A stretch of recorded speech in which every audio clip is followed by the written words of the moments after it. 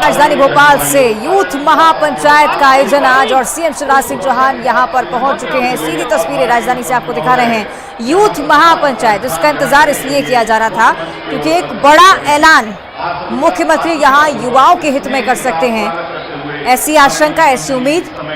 लेकिन स्वागत सत्कार की ये तस्वीरें सबसे पहले आप देखिए। हर कार्यक्रम के पुनर्वास विभाग आदरणीय आगाज में इसी तरह से सीएम शिवराज सिंह चौहान मंत्री महोदय अपने अतिथियों का स्वागत करते हुए नजर आते हैं। सीधी तस्वीरें भोपाल से। तंत्र प्रभार आदरणीय श्री इंदर सिंह परमार जी मंच पर मौजूद हैं। उनका भी बहुत आदर के साथ आज के कार्यक्रम में स्वागत और अभिनंदन कर रहे हैं।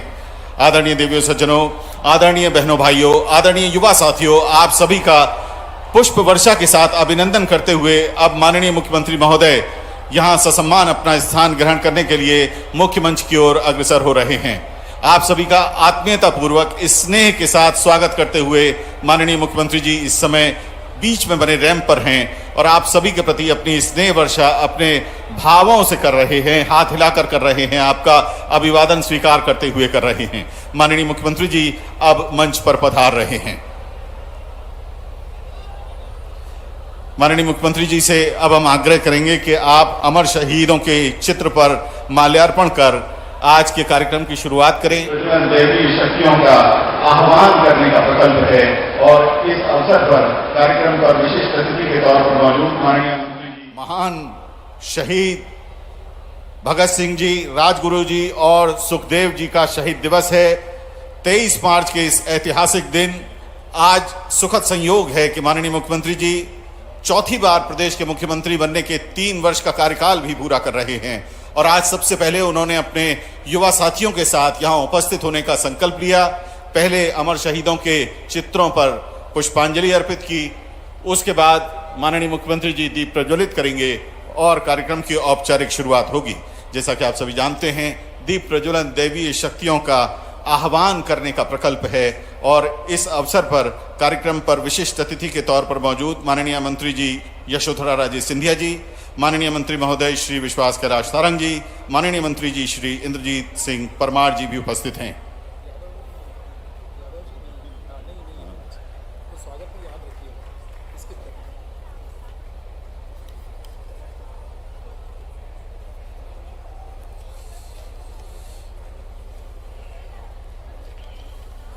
मोहन जी अभी नहीं आए तो उनका मत करवाना है ना। मोहन जी नहीं आए, मोहन यादव जी। सीएम शिवराज सिंह चौहान पहुंच चुके हैं।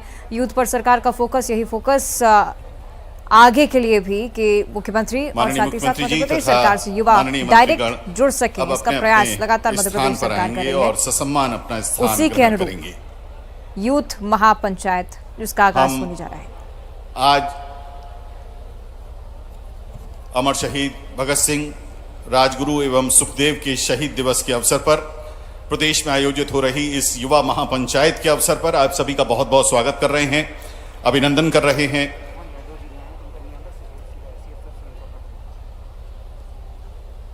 अब हम विनम्रता पूर्वक स्वागत का सिलसिला आरंभ करना चाह रहे हैं। माननीय मुख्यमंत्री जी के स्वागत के लिए विनम्र आग्रह अपर मुख्य सचिव उच्च शिक्षा श्री केसी गुप्ता जी से। आज शहीद दिवस भी है और इसलिए मंच पर बैठे किसी भी अतिथि का स्वागत नहीं होगा। आज सारे फूल और फूल मालाएं शहीदों के चरणों में ही समर्पित किए जाएंगे, उन्हीं के चरणों में समर्पित करें और किसी के स्वागत की जरूरत नहीं है। और पेड़ भी अगर आप लाए पौधा तो वो भी वहीं समर्पित करेंगे हम लोग, ताकि उनके प्रति श्रद्धा के सुमन उनके चरणों में अर्पित कर सके। वही कर दें।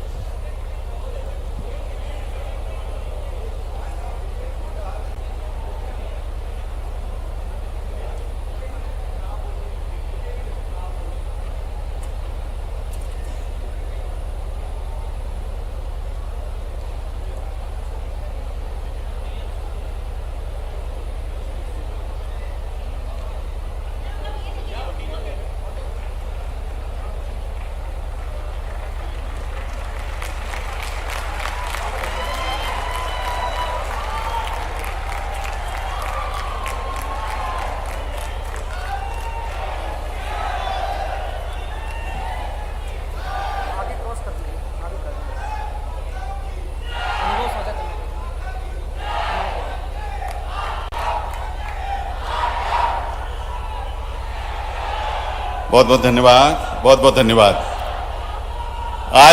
आज के कार्यक्रम में युवा महापंचायत में माननीय मुख्यमंत्री जी ने कहा कि हम युवाओं की ही कहानी सुनकर अपने साथियों के साथ प्रेरणा प्राप्त करना चाहते हैं। हमारा परम सौभाग्य है कि ऐसे 3 साथी आज अपनी कहानी हमारे साथ साझा करने जा रहे हैं। इनमें श्री मेघदीप बोस जी हैं, प्रख्यात संगीतकार। आदरणीय विवेक सागर प्रसाद जी हैं, जो कि भारत की हॉकी टीम का हिस्सा हैं और टोक्यो ओलंपिक में जिस टीम ने हमारा मान बढ़ाया, कांस्य पदक अर्जित किया, उसका हिस्सा रहे। और श्री अनुभव दुबे जी हैं, प्रदेश की शान। सिर्फ 22 साल की उम्र में उद्यमशीलता की उन्होंने कहानी लिखी और प्रदेश के लाखों युवाओं के लिए प्रेरणा स्रोत बने हैं। इन तीनों युवा साथियों को हम अपनी कहानी के लिए आमंत्रित कर रहे हैं। पहले युवा अचीवर के तौर पर हम बुलाएंगे श्री मेघदीप बोस जी को, भारतीय संगीतकार, निर्माता, अरेंजर और गायक।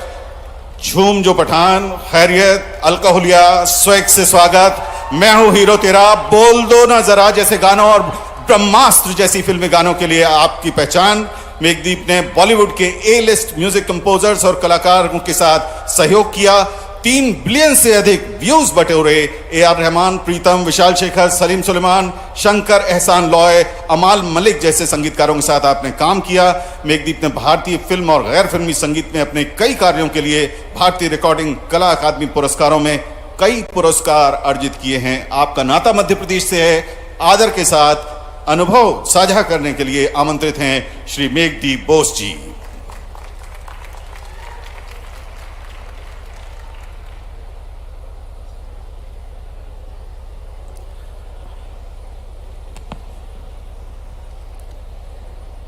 हेलो, भारत माता की, सुनाई नहीं दिया, भारत माता की। माननीय मुख्यमंत्री जी, माननीय डॉक्टर मोहन यादव जी, माननीय श्रीमती यशोरा राधे जी सिंधिया जी, माननीय श्री विश्वास कैलाश सारंग जी, माननीय श्री इंद्र सिंह परिहार जी और मंच पर उपस्थित मेरे सभी अतिथिगण, इस युवा महापंचायत में तो तस्वीरें हम आपको लगातार दिखाते रहेंगे क्योंकि यूथ महापंचायत लगातार जारी है। लगातार मध्य प्रदेश सरकार ये कोशिश कर रही है कि युवाओं से सीधा संपर्क साध सके। इसको लेकर लगातार कोशिशें भी मध्य प्रदेश सरकार कर रही है।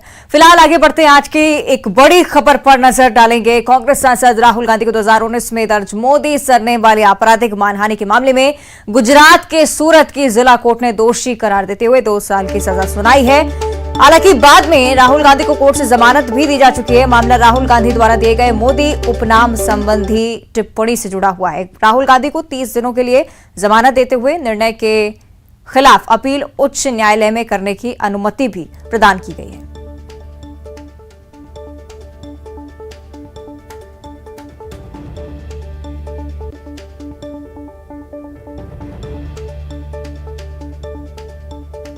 मोदी सरनेम को लेकर एक विवादित बयान उनकी तरफ से 2019 में सामने आया था चुनावी रैली के दौरान। उसको लेकर ये पूरा मामला अब सामने आ चुका है।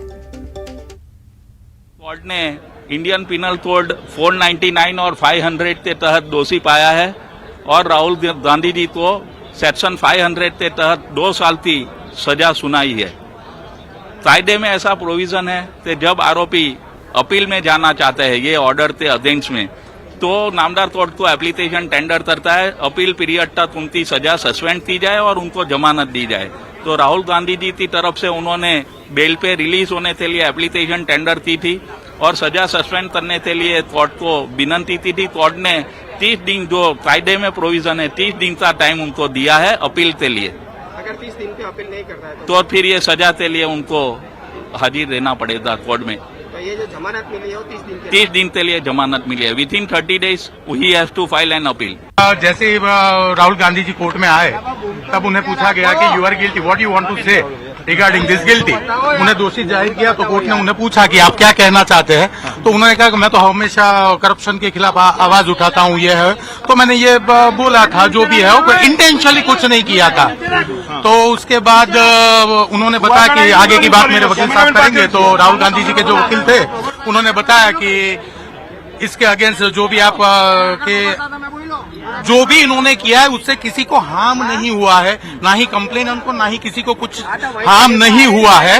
तो हो सके उतनी कम सजा सुनाई जाए। तो यहाँ पर जो प्रोसिक्यूशन के वकील हैं उन्होंने एक बहुत अच्छी बात बताई। यहाँ पर उन्होंने ये कहा कि Rahul Gandhi is a member of a parliament और वो संसद में और राज्यसभा में इस देश के कानून बनते हैं। तो अगर जो लोग कानून बनाते हैं वो लोग कानून तोड़ेंगे तो देश में, समाज में इसका क्या मैसेज जाएगा। तो उन्होंने ये कहा प्रोसिक्यूशन के वकील ने कि हो सके उतनी सजा, जितनी मैक्सिमम सजा इसमें है वो मैक्सिमम सजा इन्हें दी जाए और जो भी मैक्सिमम फाइन है वो भी उन्हें फाइन किया जाए और जो कंप्लेनेंट है उसे भी कंपनसेशन मिलना चाहिए।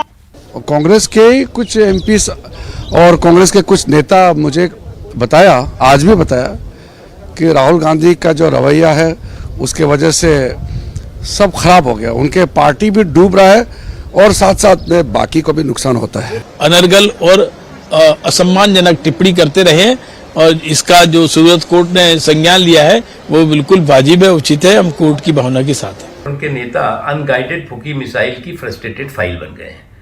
अब जब अनगाइडेड फूकी मिसाइल की फ्रस्ट्रेटेड फाइल होंगे तो इसी तरह का हश्र होगा, इनका एक्सपोजर भी होगा और उसमें जो है वो जो कानून है अपना काम भी करेगा। देखिए, एक अंग्रेजी की कहावत है, as you sow so shall you reap, यानी जैसा बीज बोगे वैसा ही पौधा निकलेगा। तो अब जो बीज बोने वाली बात है तो मैं आप सबको याद दिलाना चाहती हूँ कि उस समय के जो प्रधानमंत्री थे मनमोहन सिंह जी और शरद यादव जी वगैरह, इन्होंने मिलकर ये कानून में अमेंडमेंट लाए थे कि 2 साल नहीं बल्कि 5 साल की अगर सज़ा हो तब पार्लियामेंट से जो मेंबरशिप है वो सस्पेंड होनी चाहिए, तब जानी चाहिए। और इन्हीं ने उस बिल को फाड़ा था पब्लिक में, आप सबके बीच में। तो आज मुझे तो वही दिन याद आ रहा है, जैसा बोओगे उसका फल भी आपको मिलेगा। आगे बढ़ते हैं और अब बात करेंगे ग्वालियर के, जहां कारोबारी पारस जैन के ठिकानों पर आईटी की रेड लगातार जारी है, जिसमें भारी संपत्ति का खुलासा अब तक हुआ है। आईटी की छापेमारी में अब तक 11 करोड़ का सोना मिला है, जबकि लॉकर से 6 करोड़ के हीरे जेवरात भी बरामद हुए हैं। छापेमारी में 50 करोड़ नकद लेन देन की भी बात सामने आई है। आईटी की छापेमारी एमपी, छत्तीसगढ़, यूपी के चौथे दिन भी जारी है और इस छापेमारी में करीब 100 अधिकारी शामिल हैं।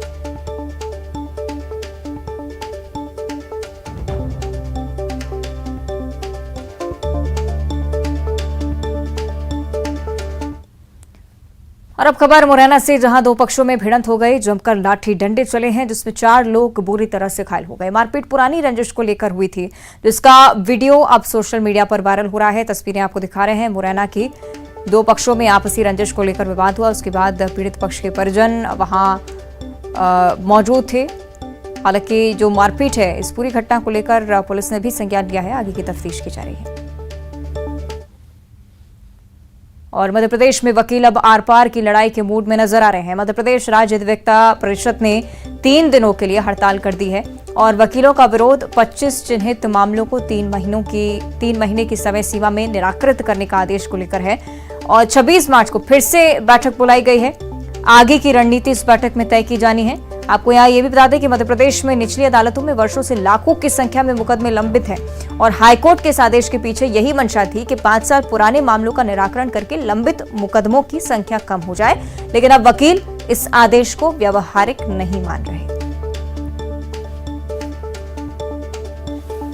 देश में आज करीब 92,000 वकील हड़ताल पर है। इसी के चलते मध्य प्रदेश की सभी कोर्ट में कामकाज बंद है। 3 दिन तक ये हड़ताल रहेगी। दरअसल जो कोर्ट ने 3 महीने की पेंडिंग केसों को निपटाने की गाइडलाइन की योजना शुरू करने का ऐलान किया है, उसी के खिलाफ ये हड़ताल चल रही है। आप बताइए सर, किस तरह से ये हड़ताल है?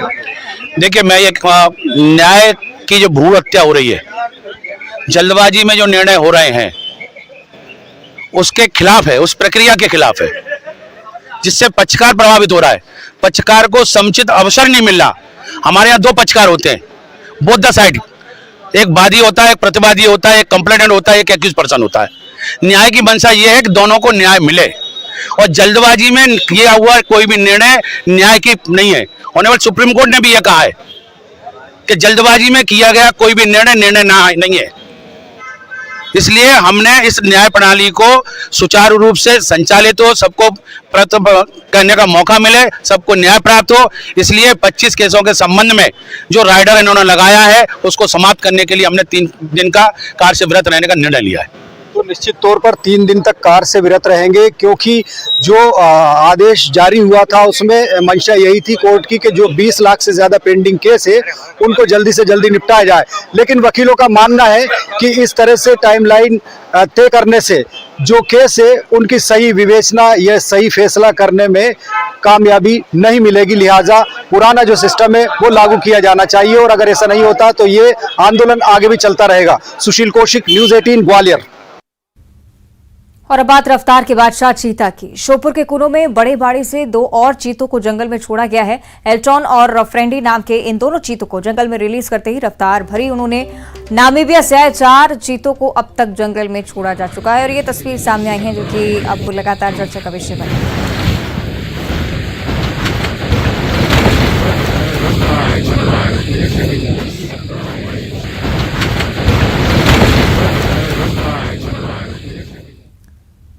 बैतूल बडौरा गांव में 70 फीट गहरे कुएं में गिरी बच्चिया को बचाने के लिए रेस्क्यू ऑपरेशन शुरू किया गया है। क्षेत्र के युवाओं ने क्रेन की मदद से बच्चिया को सुरक्षित बाहर निकाला। बताया जा रहा है कि कुएं में गिरी बच्चिया की जानकारी लगते ही इलाके के युवाओं के संगठन ने 3 घंटे तक रेस्क्यू ऑपरेशन चलाया। सकुशल इस बच्चिया को कुएं से बाहर निकाला।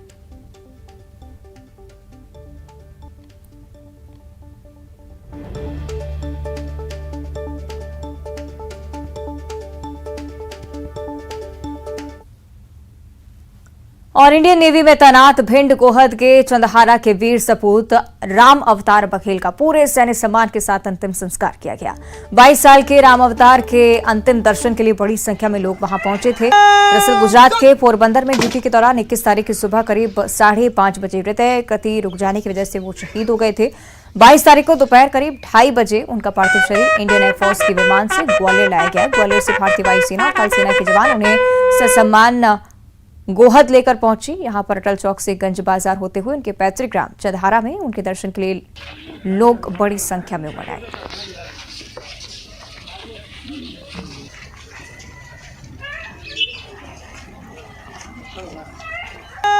हमारे नौजवान जो नेवी में काम कर रहे थे, संतोष सिंह बघेल, कल वो शहीद हो गए हैं।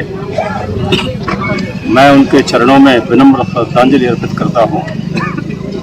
परमपिता परमात्मा से प्रार्थना करता हूँ कि उनके बुजुर्ग पिताजी, माताजी, उनकी पत्नी, उनके भाई और उनके जितने भी अनुयायी हैं, उनको चाहने वाले, उनको इस वज्रपात को सहन करने की शक्ति प्रदान करे।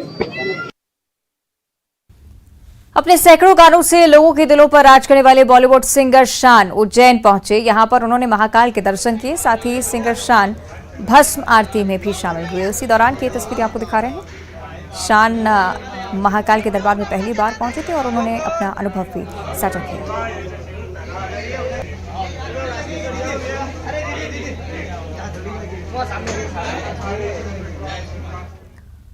और अब देखिए सिटी